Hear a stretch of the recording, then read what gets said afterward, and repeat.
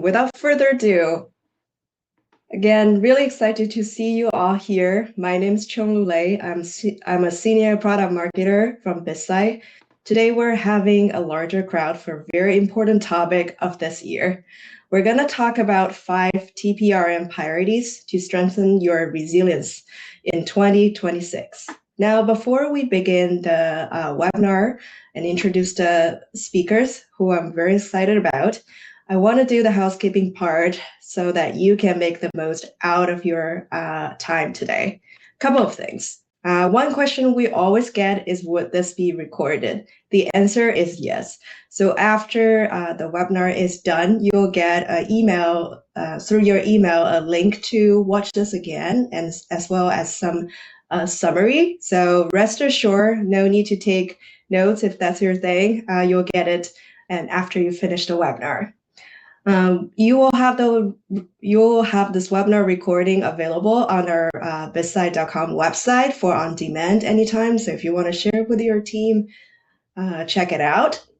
And then during the webinar, there are a couple of things. One is, if you have any questions during the time of the webinar, on the right side of your screen, there are 3 tabs. I see many of you have interacting with each other through the first tab, which is the chat. And then next to it, it has docs and Q&A. So the third one, Q&A, is where you can submit your question anytime during the webinar. For the sake of time and sort of most effective using your time, we're going to address all the questions in the end during the Q&A. Lastly, in the middle tab, there's a doc tab. Those are what we think is the most helpful and relevant assets for you to use for free for this topic. So feel free to download any of them. Hopefully it's helpful. If you have any feedback, I am all ears. All right, let's go into introducing our speakers. So really excited to introduce the 2 speakers today. Scott Simpson, to begin with, is Senior Vice President of Solution Engineering at Bitsight. Scott is awesome. Scott leads a global team focused on delivering clear, prioritized security outcomes for customers.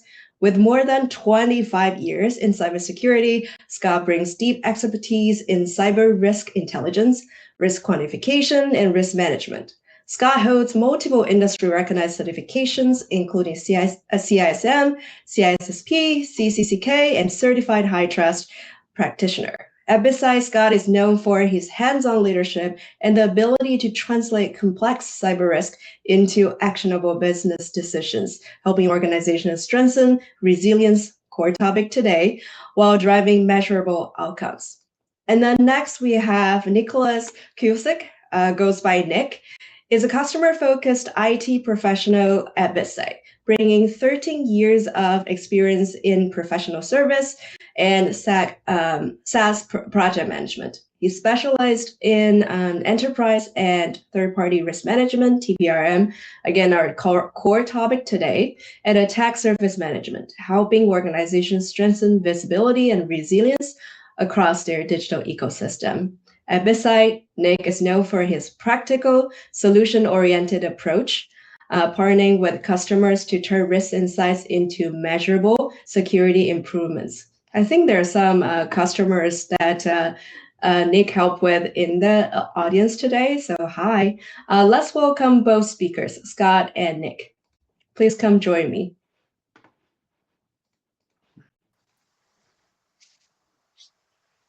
Hey. Welcome. Welcome both. Just really quick, how we're going to cover this for our today. I would like to set up the scene a little bit. You must have heard cyber resilience as one of the key topics for 2026. Just really set up the scene, zoom out a little bit. What does that mean for us, for the audience today? And then I'm going to hand it over to Scott and Nick to talk about the top 5 priorities. Of course, in the end, we'll spend maybe 10 minutes or so covering the questions you have. Just so you know that we'll make sure all the questions are addressed either live if we have time. If not, we'll make sure to follow up with you and provide our responses. I love that the chat is still going. Please keep them coming. Before we jump into priorities and tactics, I just would really want to take a step back, setting up the scene for you. Because when we talk about TPRM today, we're really talking about something bigger, which is the resilience. I think the framing really matters because this isn't just about managing vendors better. It's about how we build organizations that can keep operating, even when disruptions happens from outside our walls. So let's start from there. If you think about how the CISO role has evolved, as well as the teams around CISO, it's pretty significant, right? Because it used to be all about protection, stopping breaches and other incidents. Like how can we prevent things to happen? Now it's much more about resilience. What does that mean? Not can we prevent everything, but if things happen, can the business withstand disruption? Can we recover fast? And that shift changes how we think about third-party risk.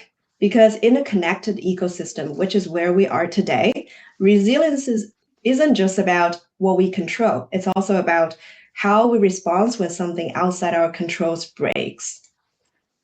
And again, you might ask me, Chenglu, what does that mean for us? So when we talk about resilience, what do we actually mean? It's the ability to anticipate disruption, sustain operations, and recover really quick. I like this definition because it's very practical for us. It's not theoretical. It's really focusing on the operational side of things. It really is asking, one, are we seeing risk early? Two, can the business keep running regardless? And three, are we learning and adapting? I know both Scott and Nick will share much more after this, but really this is like the idea of resilience in the context for us. That feels much more dynamic than the traditional risk management. One thing that stood out to me here is resilience doesn't really sit neatly in one team, right? It touches the GRC team, it touches the SecOp team, it touches the leadership that overseeing both. And sometimes those groups are looking at the same problem from very different angles. GRC might be thinking, okay, in terms of controls and governance, are we doing our best? Well, as SOC team might be focused on exposure and mitigations. Resiliency, though, really happens when those two type of conversations connect. It's less about who owns it. It's more about, okay, can we all align together and collaborate as one team? We're not going to read through the questions, and the purpose of this slide is really just to showing how overwhelming the questions we could potentially ask to address this problem. I hope that resonates with you. But the idea here is when organizations start leaning into resilience, the questions multiply pretty quickly. How do we measure it? How visible are we into our third and fourth parties? Are we reducing exposure or just reacting faster? Because that could happen too, right? There's more signals, there are more vendors, there are more things to do.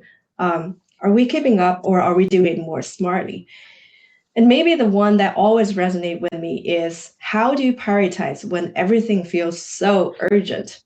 Those are the hard questions to answer, and most teams are working through those questions in real time. But what I think really captures the idea is the tension around this. We, as GRC team and the broader sort of under the teams report to CISO, is we're accountable for outcomes, but we don't really necessarily control suppliers. We don't own cloud infrastructure. We can't dictate how fast vendors remediate. Some might be faster, some might be less responsive.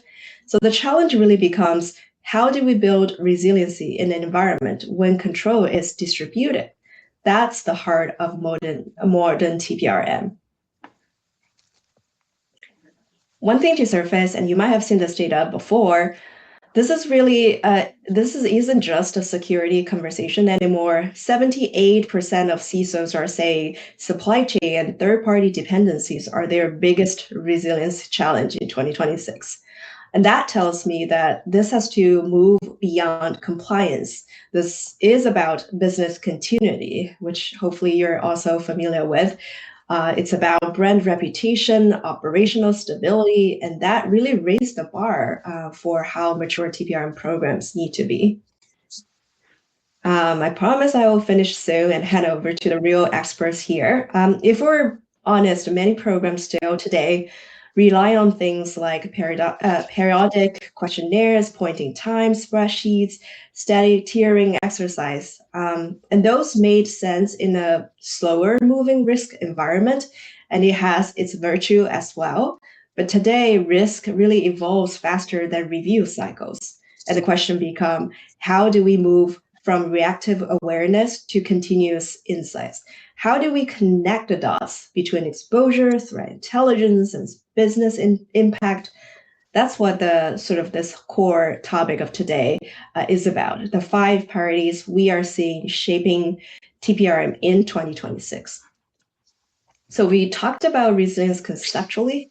We've talked about how the mandate is shifting, and let's make this practical. Before we move into the sort of the core component of today, the 5 priorities, I'm curious how the things that we just talked about resonate with you. So we're going to do a live poll. If we can pull this up. What does resilience mean in practice for you in 2026? How does it look like for you? Is it fewer incidents? Is it faster response and recovery? Is it about reduce third-party exposure? Or is it about business continuity doing disruption? And it's totally okay. We haven't clearly defined it because sometimes we heard from this customer too. We're still in the February of 2026. There's still time to work on it. And if you think none of this is addressed, your priority, feel free to put yours in the chat as well. While we're waiting for votes, Scott, Nick, what's your thought? And feel free to make comments as the votes come in. See if it resonates with you or align with what you've been seeing by helping our customers. Yeah, I jumped in with the reduced third-party exposure, and that might just be because I'm so deep in the research around how these third-party incidents are occurring in terms of the types of vulnerabilities and exposures that are being exploited. We saw in the Verizon breach report that 30% of all security incidents were a result of some sort of third-party supply chain exposure. And so that's where my head has been. But I love the over 50% faster response and recovery, right? There's a lot to that. I think we can key in on the areas we're going to discuss today are going to key into that idea on how you respond and recover for sure. Yeah, absolutely, Scott. Ironically enough, I also did reduce third-party risk exposure. But as you point today, we are going to talk a lot about how faster response and recovery is going to be key to have a great third-party risk program. So I'm excited to get into this. Very cool. All right, cool. I'm going to hand it over, Scott and Nick, to you, and then you can take a deep dive on the priorities that we're going to go for. Yeah, and I saw a couple of really good questions in the chat. If you don't mind copying them over to the Q&A tab, we can come back and chat about that. I think we're going to hit on some of those first questions I saw chime in there as we go through, but would love to stick around and have a conversation with folks towards the end of this as well. As we get into our first priority, Nick and I were kind of thinking through the idea of how do we want to stack rank these things? How do we want to think about? What do we want to talk about first? What's the biggest impact that we can have to the folks that are attending?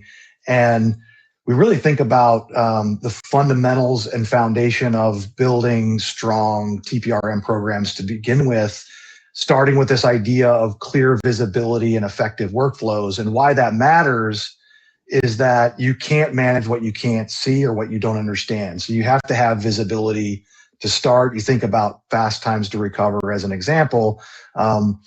If you don't have visibility into a potentially affected vendor, you're going to be off to a slow start to begin with, right?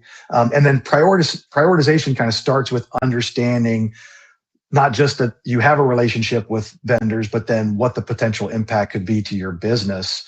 And I think, Nick, this idea of what's foundational and how do we think about building maturity in this foundational area of visibility and then some effective workflows is a nice lead into your pragmatic approach to building programs. So talk about the actions you would recommend folks take coming into 2026 to increase resiliency in this area.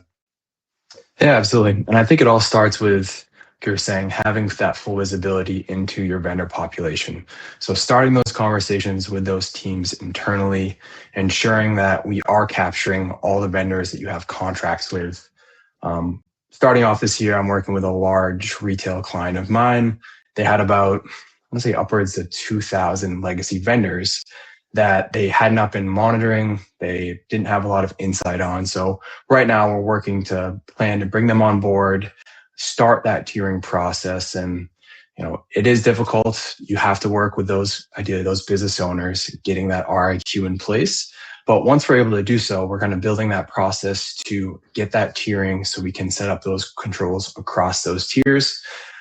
At that point, we can bring it back to starting more of those conversations kind of with the SOC team. So if an incident were to occur and leadership is coming to us, whether it's Log4j, move it, we can move forward with confidence saying, we have our arms wrapped around our full vendor population. This is the list of all of our critical vendors. We can start getting proactive. We can start doing outreach to understand how we could potentially be impacted. So kind of at the end of the day, making sure we have our full vendor population is going to be really critical to responding back to those incidents. Yeah, and I think the idea of just starting the conversation, right? If you think about crawl, walk, run, and where everyone's at, having conversations across those teams. We talked about the SecOps team and the GRC team, and different organizations are organized in different ways, but the idea of just starting the conversation, breaking out of any potential silos that exist, and understanding that in order to respond quickly and recover, if that's the goal, you've got to have established relationships with folks in cross-functional roles in your organization that you're going to need to rely on when or if an incident occurs. Talk a little bit about the setup of controls across the tiers and how that fits into the types of conversations you would encourage people to have across functions. Yeah, I think obviously identifying who are those critical vendors, understanding, do we have data sharing with them right now? What are some of the criteria of those critical vendors?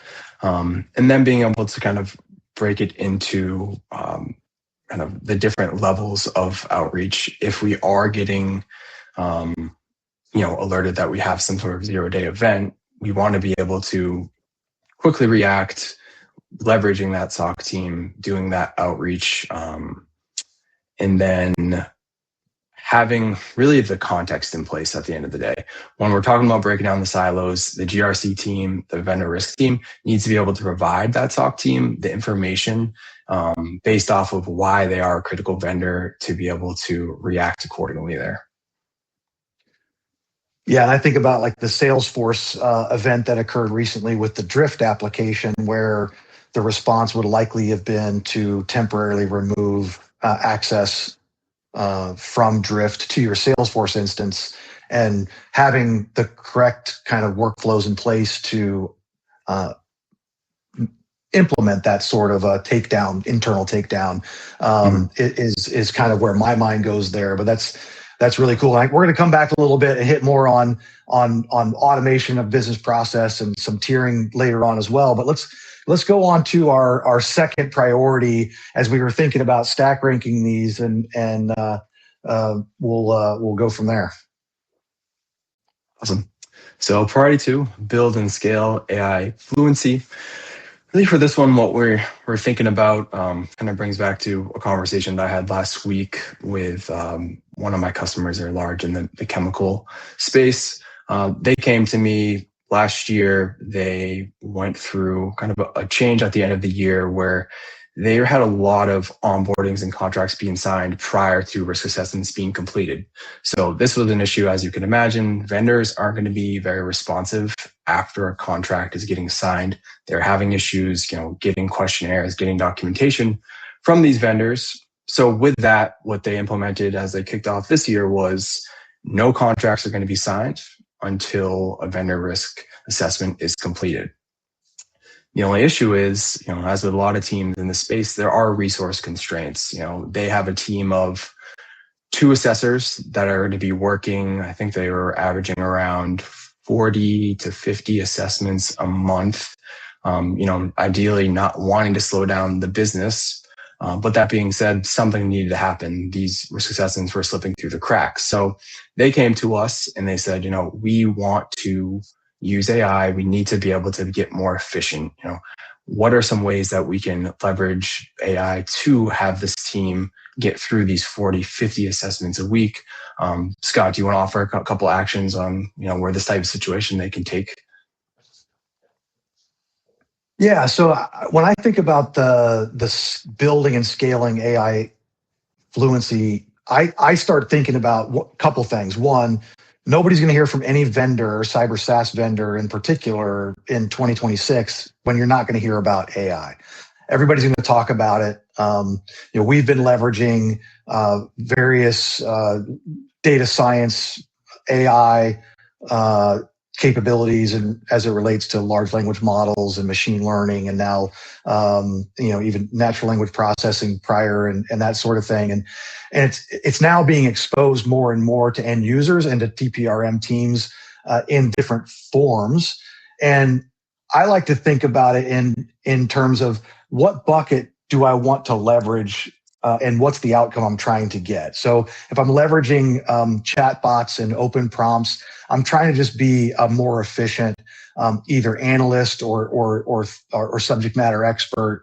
When I start thinking about leveraging large language models in particular, but just AI in general, to do task automation, I'm thinking about speeding up the process, reducing friction on onboarding, and being a better business partner, both to my vendor ecosystem as well as to my internal partners, by leveraging just that kind of task automation activities. That things might help me review documents or onboard vendors more smoothly.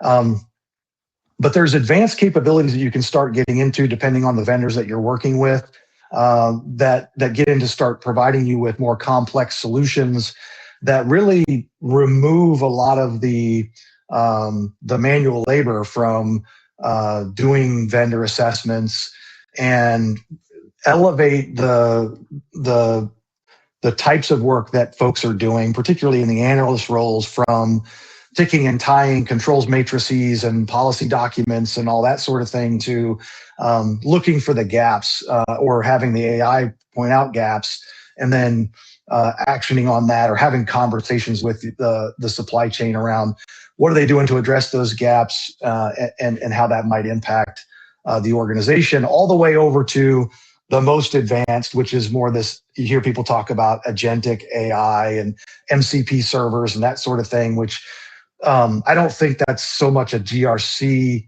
and TPRM challenge or opportunity as much as just an overall IT opportunity, and one where I think we need to have a plan. So if there are areas within your onboarding process or your evaluation process where you have multiple systems interacting and engaging, or you might be able to create business rules for an LLM agent to take action on your behalf, that's kind of where everybody's traveling to. I don't know that we're going to get there in 2026. Certainly not the majority of folks aren't going to, but having a plan for that is really important.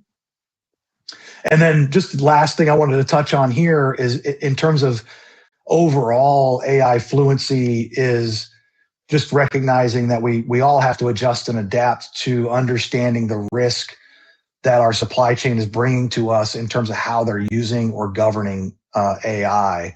And just encouraging folks to look into some of the frameworks out there, like the NIST AI risk management framework, maybe like on ISO 42001, where you can get an idea of the types of questions and controls that you should expect folks to have in place. We're not going to get into the weeds on that, but definitely recommend folks looking into that.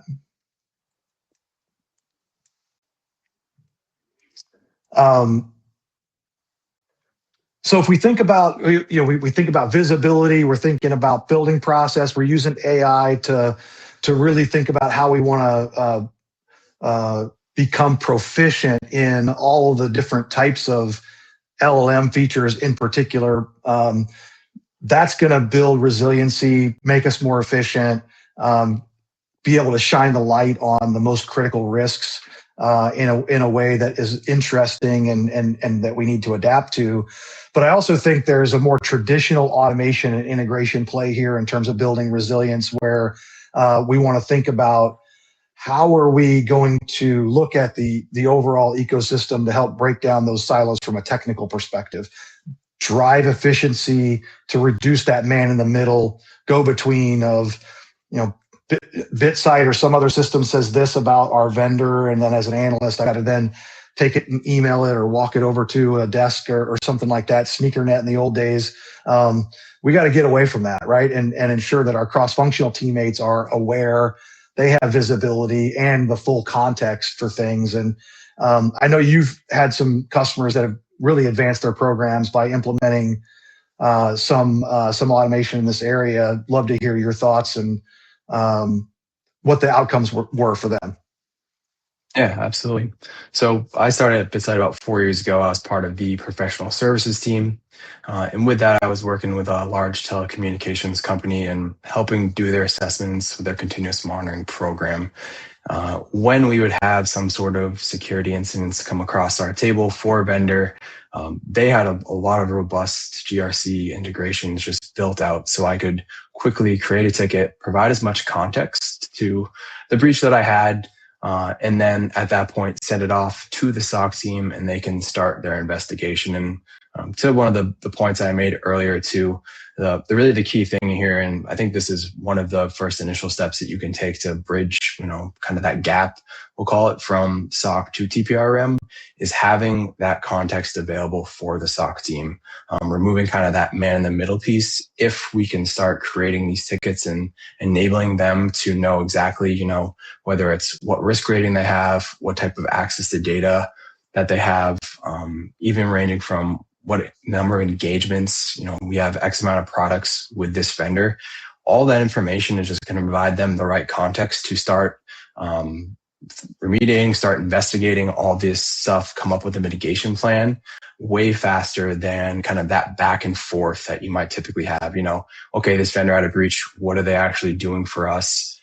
Having a centralized view and having these integrations from your third-party risk, whether it's an assessment tool, GRC tool, to get to the tool the SOC team is working out of, if they are kind of depending on the modules that the customer I was working at, different modules for a large GRC platform. So that's how we were able to do it. But it was nice and simple, enabling them to have all that data up front to begin that investigation at the end of the day here. Yeah, and it may be a little bit cliche at this point, right? But the idea of kind of building this bridge between the GRC teams and the security operations teams is really what we're getting at. And one way to do that is to have those initial conversations we were talking.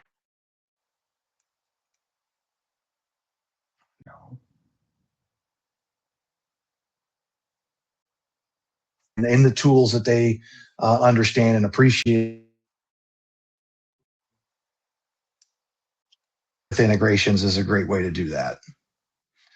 And this is a big theme for us this year as we kind of continue to explore the idea of cyber risk intelligence as the next frontier of the TPRM world. And I think that kind of leads us into our fourth priority that we had identified a little bit, right? Where we were thinking about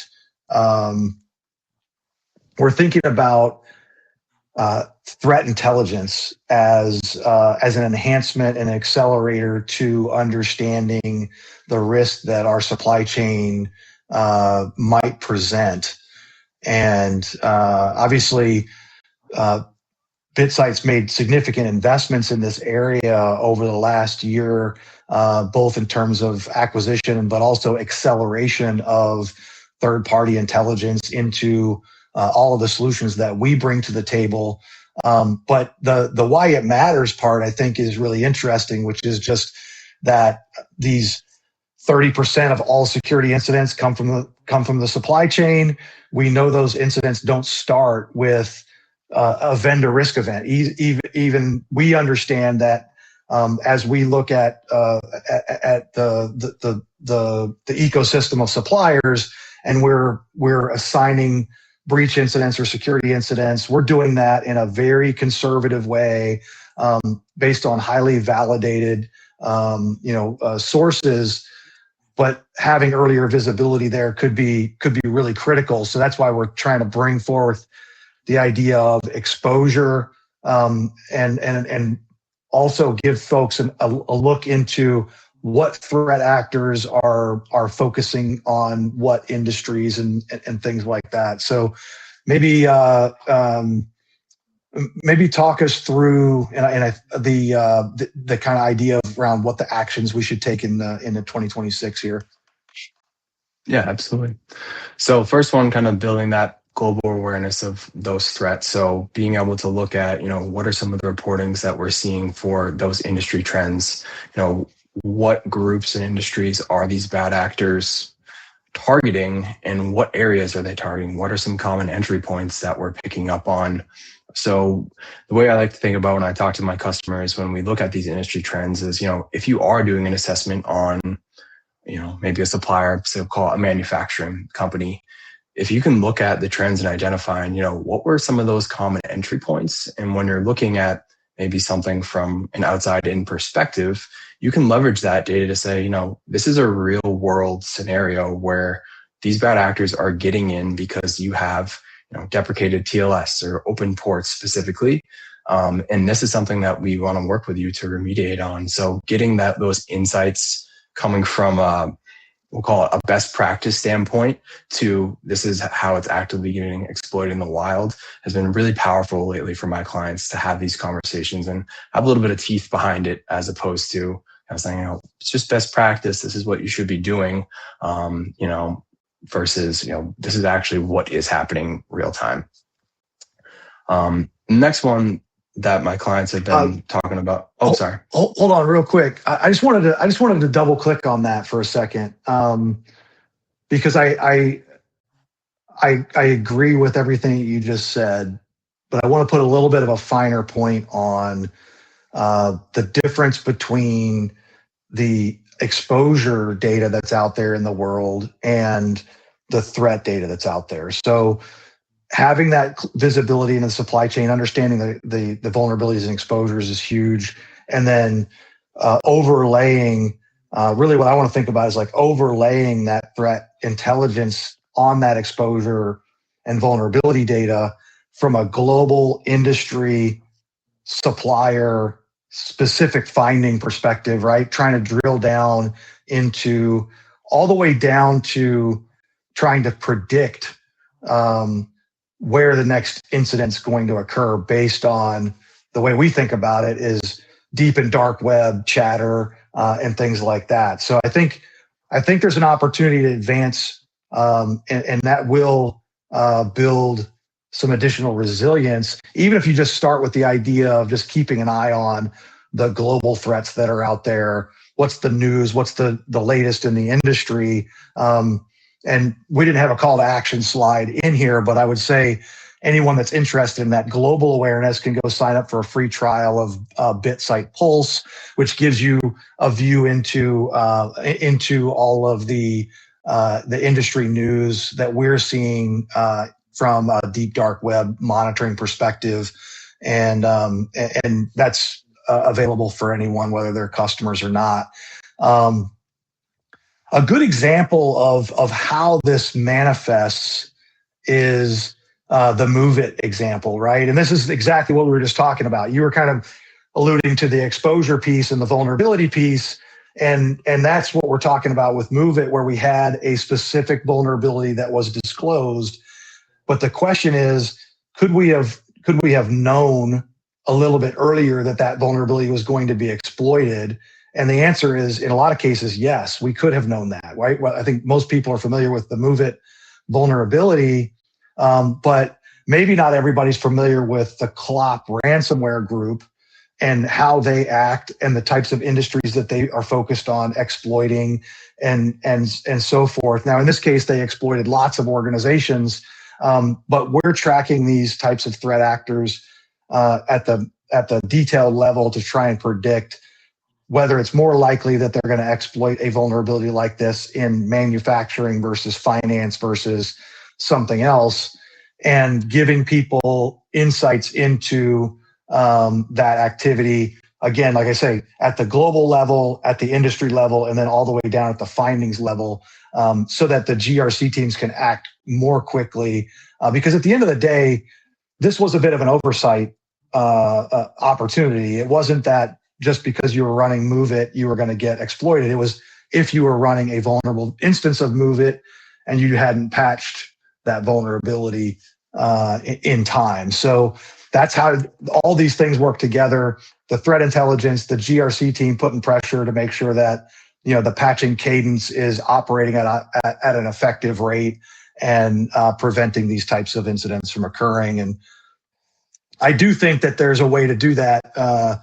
Going back to the chat from the earlier chat, the first question I saw in the chat was, can you actually drive that exposure risk down? And I do think that you can. So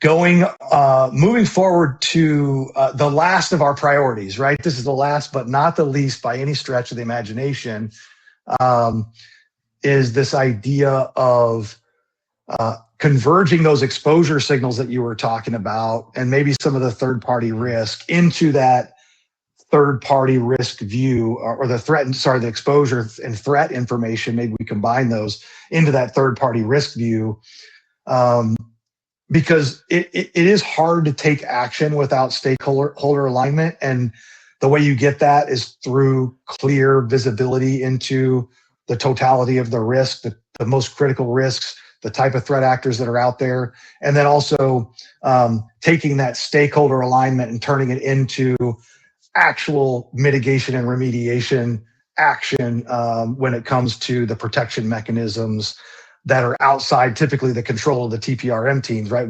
This is where we need that SOC friend and partner a lot of times to take action. And how do you think about that? And where have you seen people have success? How should they think about advancing the resilience in that area?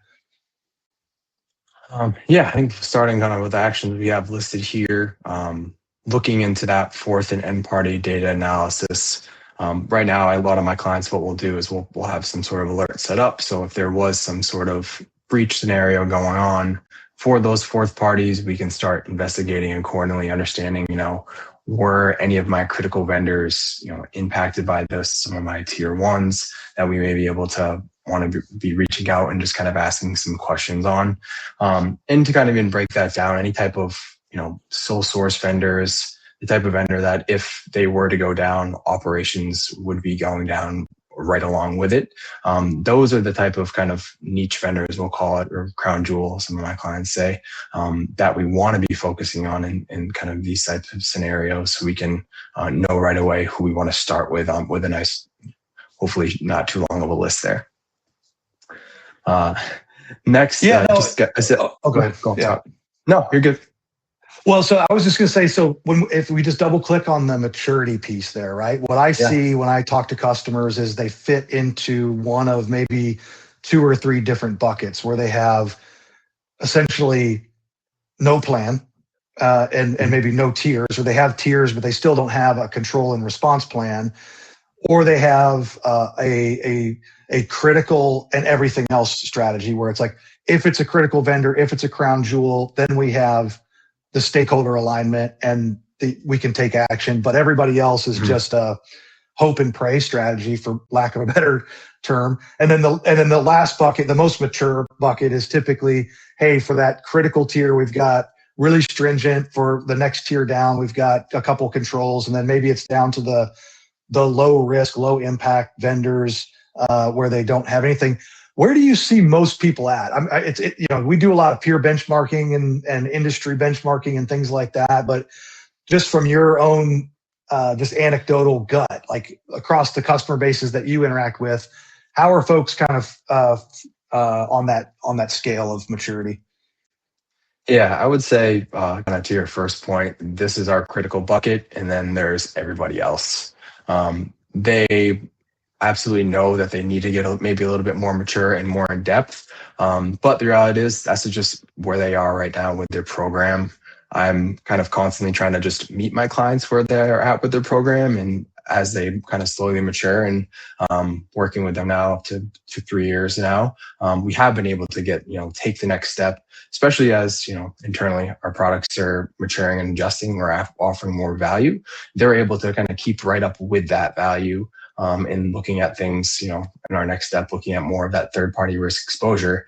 This is something that was, typically never on their radar before. It's always been, oh, there's another breach with this vendor. How can we get ahead of this? They happened 3 months ago. They're just letting us know now. So now we're able to kind of take that next step, ideally with this more exposure data for their portfolio to help them get ahead of that conversation. Yeah.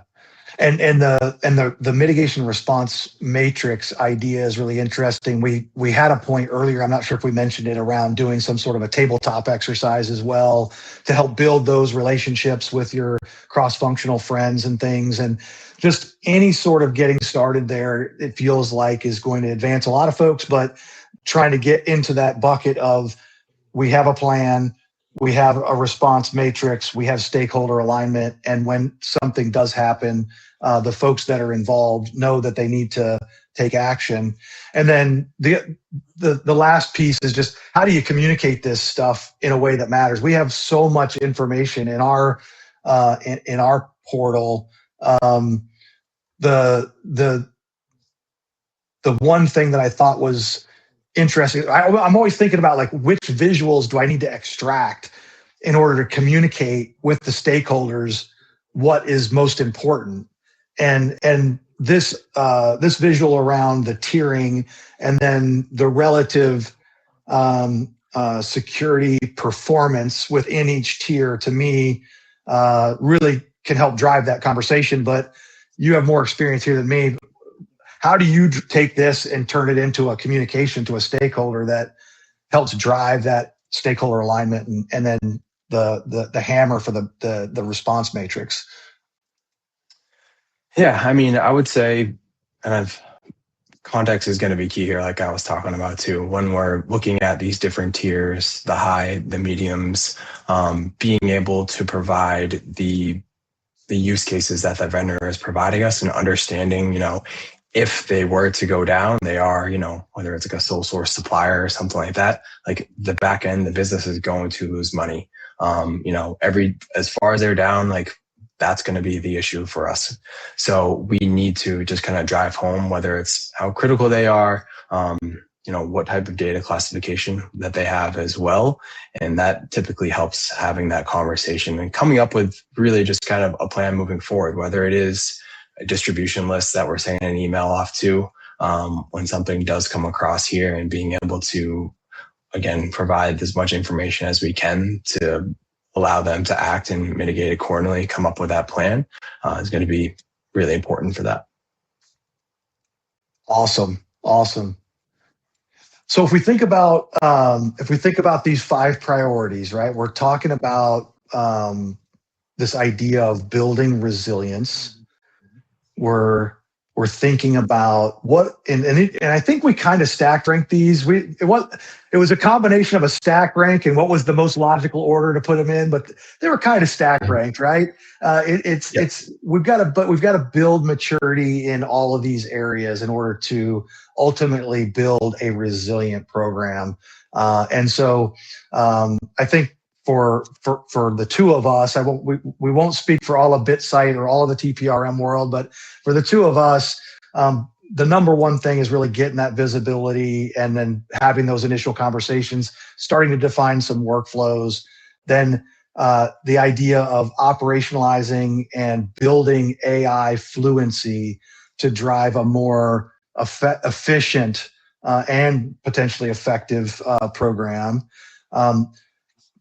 Continuing to break down those silos with automation and integration in the tech stack of relevance, right? Whether that's within your own GRC tech stack or if it's cross-functionally over into the SOC is huge.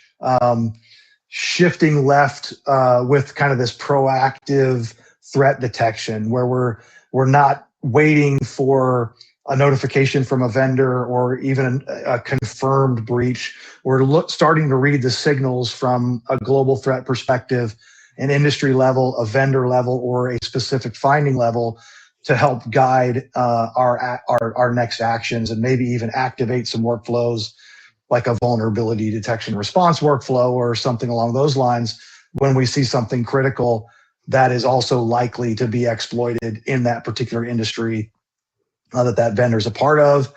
And then ultimately kind of converging those exposure and threat signals into that third-party risk view so that we have not just an understanding of the supply chain and where they land from a tiering perspective, but also a heat map of risk on top of those tiers to get an idea of how our supply chain is performing against the control expectations that we have set in the tiering program.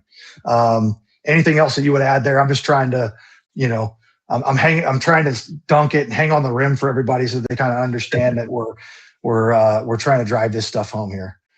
No, you did a great job summing up there. Awesome. Awesome.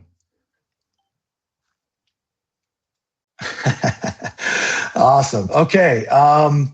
So I think we had a poll as well. We wanted to kind of take a look at this idea from the perspective of the folks in the audience, right?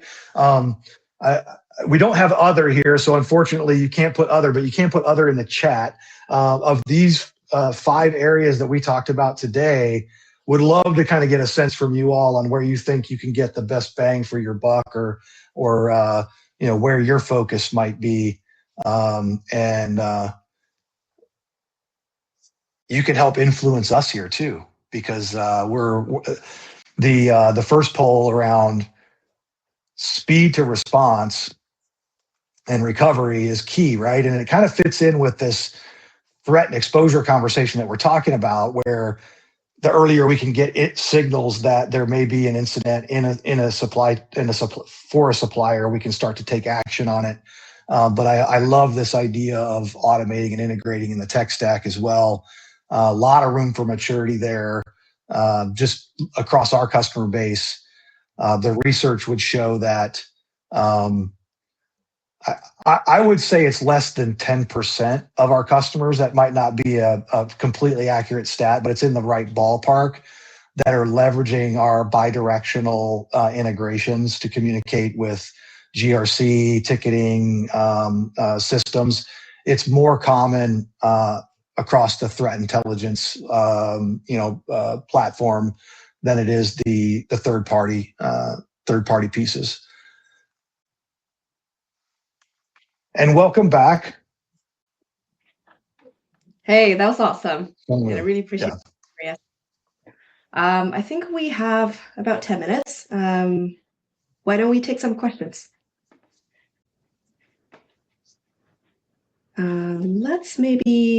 Can we please close the slides so we can see Scott and Nick big in front?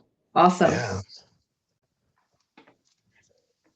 Yeah, Josh was saying it's such a hard choice to pick a top priority because we like to look at TPRM holistically and pieces working together across the board. Definitely. Okay.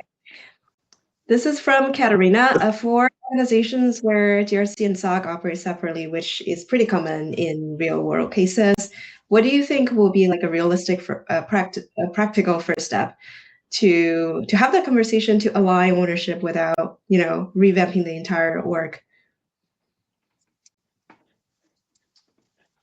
Nick, you want to take a crack at that one? Yeah. I think that's a great question. And I caught that earlier in the chat and I was trying to speak to it somewhat today. I think Ideally, the integration piece is going to be key. Like Scott was talking about, a lot of teams like their tools and what they work out of. If we can start bringing some of this data set into their tool and make it easier for them to consume, that is usually one first step that I'm seeing a lot of my clients leverage. So we can get it in front of them, make it just nice and easy for them to consume it, act on it, and move so accordingly there. And then the next question is from Shen. And Scott addressed this throughout the content as well, but just want to validate is reduced exposure even possible anymore? Because everyone seems to be a likely candidate for a breach. We just really want to recognize that feeling of everything seem to be very urgent, that you need to act right away. Yeah. But I just want to make sure that Scott or Nick, is there anything you would like to add, particularly for this question? Definitely, yeah. So I think when I come to a webinar, I'm thinking about putting my practitioner hat on and first trying to share our experience with everyone so that we can all learn together. When I respond to this question specifically, I take that hat off and put my Bitsight hat on a little bit, because we're doing some really cool things with integrating this threat intelligence into what we're considering a cyber risk intelligence platform at this point. And we are attempting to predict which exposures are most likely to be exploited in the next 90 days through a feature called dynamic vulnerability exploit. So when you get down to the findings level of that threat intelligence rabbit hole that I was describing, you can start looking at, you can look at CVSS, but everybody knows there's challenges with that. You can look at EPSS, but everybody knows there's challenges with that. Now you've got this DVE score that says, what's the likelihood based on the threat actors that are actively exploiting these vulnerabilities and their activity on the dark web? What is the likelihood that that vulnerability will be exploited in the next 90 days? And so it really winnows down even the critical vulnerabilities to the ones that are both critical and also very likely to be exploited. And I think that's a really important kind of first value element that we've been able to accelerate through this integration of threat intelligence into the platform. That's awesome. And then the next question, maybe for both, but also curious what Nick's take is. Is it a good practice to do an impact assessment basis based on which vendor could have the maximum impact? I think it's kind of like the business impact of a vendor. And how do you perform such assessment? I think as far as to answer the initial question, yes, it is going to be important to understand, if this is some sort of vendor that if they were to go down, your operations would also go down along with it. I don't necessarily think that it would be much different than like a typical kind of critical vendor assessment or tier 1 assessment that you would be doing otherwise with other vendors to be able to kind of capture whatever it is, the attestations, your typical questionnaire. I can't really also answer what specific set of questions off the top of my head when it comes to things. I'm thinking resiliency, like disaster recovery setup. Are we talking if they were to go down, what type of items do they have in place to have backups, and what's the SLA as far as getting things back up for you, because it is so dependent on your company. Those are kind of the questions initially that I'm just kind of coming from, of like, how quickly can you get back up and what does that process entail? That's a big one that I would say that making sure you have some questions surrounding that for them. I think beyond that, Scott, do you have anything that you're thinking of as I'm kind of talking through some of these? No, I think you nailed it. We're on the same page there. Awesome. And then next one, I'm trying to group a couple of questions together. I think there's one theme is about, okay, we not only realize our supply chain vendor matters, we also know that the suppliers' supply chain posts are providing as much risk as the suppliers themselves. So how do you identify and report risk beyond the tier 1 suppliers? So this might touch like a fourth party or nth party that we'll be looking at. Scott, do you want to take on this? Yeah, I think this is again an area where you kind of need that heat map, right? You need to have an idea of, based on your tiering, and then within that tiering, what are the exposures, and then the criticality, and even the likelihood that those types of vulnerabilities will be exploited across the fourth party and nth party, and again, kind of taking the practitioner hat off, putting the Bitsight hat on. We do have those capabilities and some really interesting both an analyst tools as well as visuals for communicating that risk to stakeholders that matter. And yeah, happy to catch up with folks after to get into that. Yeah, anything you would add, Nick? Yeah, I would say looking at kind of any type of fourth party and party reporting as well, to kind of the concentration risk of if a specific service provider were to go down or have an issue, what vendors of mine are leveraging that? What assets are getting leveraged within that? And is it going to kind of downstream impact the services that they're providing for us? So if you have a quick kind of list that you can look at and understanding, for some sort of outreach, you have a starting point to say these 55 vendors, based off of the telemetry we have and the data points we have, again, kind of plugging the Bitsight fourth party data set, that's a starting point to have those conversations to ideally reduce that risk and understand, are we going to be impacted by this? Totally. This is where I wish I have more time. Where let's take exactly what it looks like in the data that we have and show you, but maybe it's for a different day. On the other hand, we got. Sorry, I was just going to say we can follow up with some of these questions in email. I think I don't know if we have contact information from folks, but we'll do our best to circle back. There's a lot of great questions in here. Totally. As we introduced at the very beginning, and if in case you join us midway, all the questions that we didn't have time to address live, we'll make sure to follow up and give our best response. I think we have time for one more question. And Scott, I really like how you talked through the Move It example, Nick as well. I think the theme we're looking at here is more like, and I want to call out that our March webinar will take definitely a deep dive on this, but there is some interest in terms of, okay, we heard about threat intelligence, but we know that this is something that a different team have been using. What can it do for us, the GRC team? What metrics will be looking? What data point are we going to see? So I don't know, Scott or Nick, do you want to take a high level quick answer to this? And we have time to dive into it next month's webinar. Yeah, actually, I can summarize two features within our dark web intelligence for supply chains that would be relevant here. The first one is a feature called Threat Insights. So for any vendor that you're monitoring within our platform, you can go to the Threat Insights tab, and you can see which threat actors are actively targeting the industry that vendor is participating in. So in the case of Move It, you have the CLOP ransomware group. We monitor all the activities for CLOP and all their members, and we roll that up into a view to understand what tools they're using and which vulnerabilities they're exploiting in order to gain access to organizations. So literally you can go to Threat Insights, CLOP, and then click on the findings tab, and it'll give you the list of findings that are relevant exposures that that organization might take advantage of.